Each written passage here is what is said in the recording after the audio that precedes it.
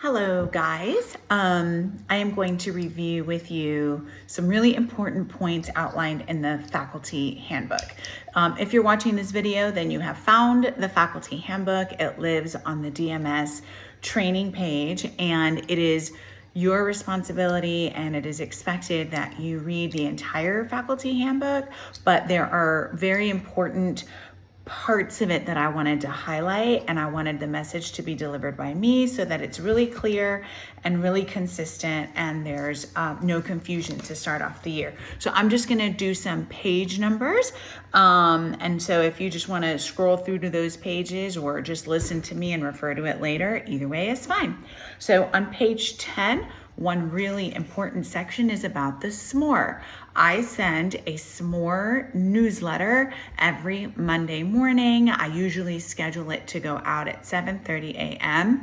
It is your responsibility to read the s'more every week because there are often action items inside the s'more, and if there are not action items, there's just information that we all need to be aware of. So please do read the s'more. If there's a week when I don't send the s'more, I'm just going to say no s'more this week, and then you don't have to worry about it. So thank you for attending to that. Professional learning is also on page 10. Just wanted you to be aware that even though we probably won't have formal professional development, like coming and sitting in a meeting every Thursday, Jen Burley will do some professional development with certain teams, perhaps one at a time, on cool new technology tools to supplement and enhance learning and to help us differentiate, number one. Number two, your professional development will happen in your CLTs. If we're doing our CLT right, which is our big focus this year,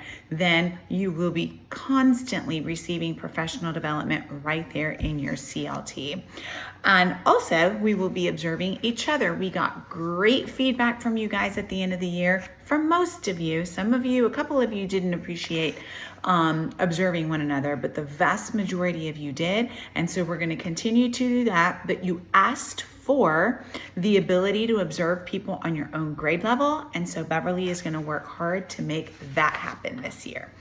Next, on page 11, just wanted to remind you that the workday is 8:20 to 4:20. However, we do not have official contract hours, and so we are bound to stay at work until the last bus leaves. So hopefully that's before 4:20, but if it's ever not 4:20, just know that there are times when we might have to stay a little bit later to watch those kiddos who have not yet got home on the bus. And of course, there's all the nighttime stuff that we have to do. But 8:20 to 4:20 is what we will try to stick to every single day to respect your time and keep you healthy.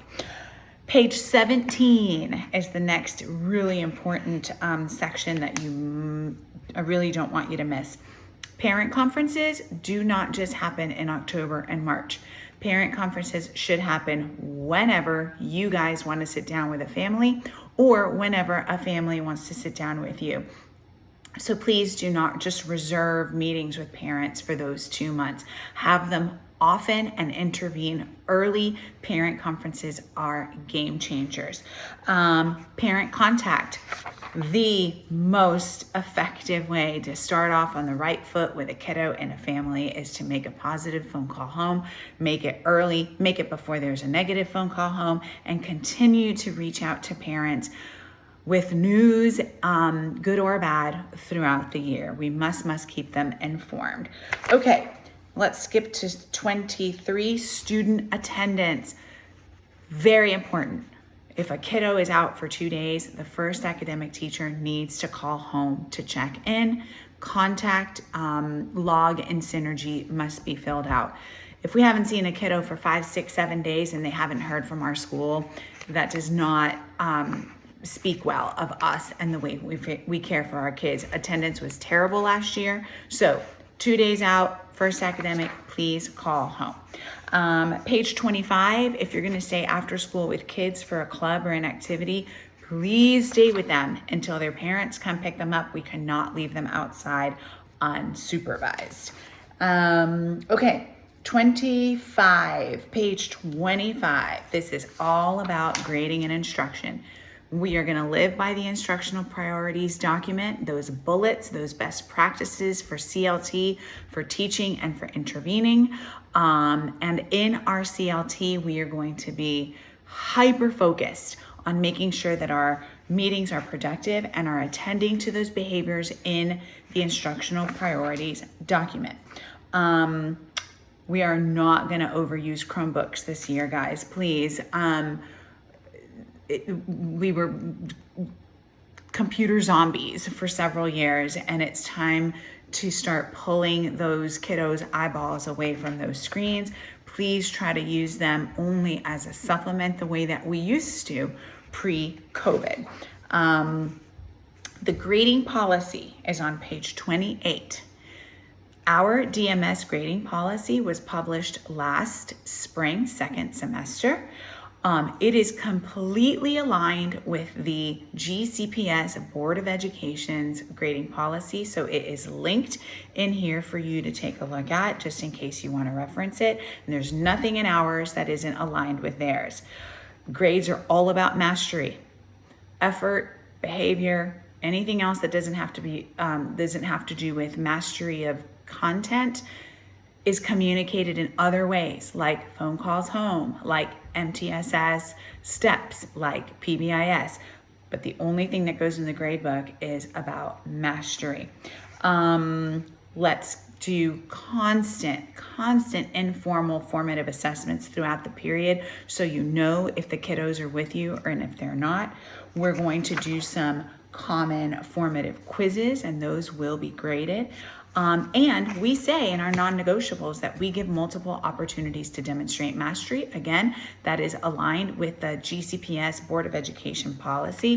And so when we give an assessment, we will reteach, and then we will give a reassessment. All students will have an opportunity to take a retest after our assessment, and they must also have reteaching. We will do grade replacement, not half a grade replacement, not partial credit. That doesn't make any sense from a grading perspective. If they show mastery the second time around, they keep the second grade. We always want to help the kiddos with grading, guys. It shouldn't be punitive. That's not helpful at all. And then of course, we're going to take interim and final exams. We're back to interims this year, district created interims. And so whatever those grades are, if they are better than the unit assessments that have happened throughout the semester, then of course, we're going to use those to replace the unit assessment grades as well. Because if they got it at the 9 weeks or at the 18 weeks, then congratulations, you're an awesome teacher. They got it. Let's report that as mastery in their grade. So now moving on to page 30, as always, progress reports go home via email by the first academic teacher every Monday. This is a great way to keep parents informed. They love getting these progress reports every Monday. That was on page 30. Skip on over to page 34. When our kids struggle, we move into tier 1+, tier 2, and tier 3 interventions through MTSS. And what I really want to say about this is that Melissa Dorsey is unbelievably amazing and helpful at structuring this process for her. And so whatever it is that she asks your team to do in terms of tracking kid progress and responding to kid progress with interventions, please work with her. She has built an incredible MTSS program for us and is making it so much easier for us to keep track of our kids and intervene before it gets too late.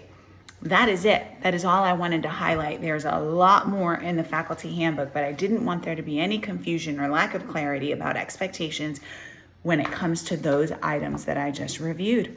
I appreciate it. I know you're going to read the rest of that handbook, and you guys have a great rest of your day. Bye.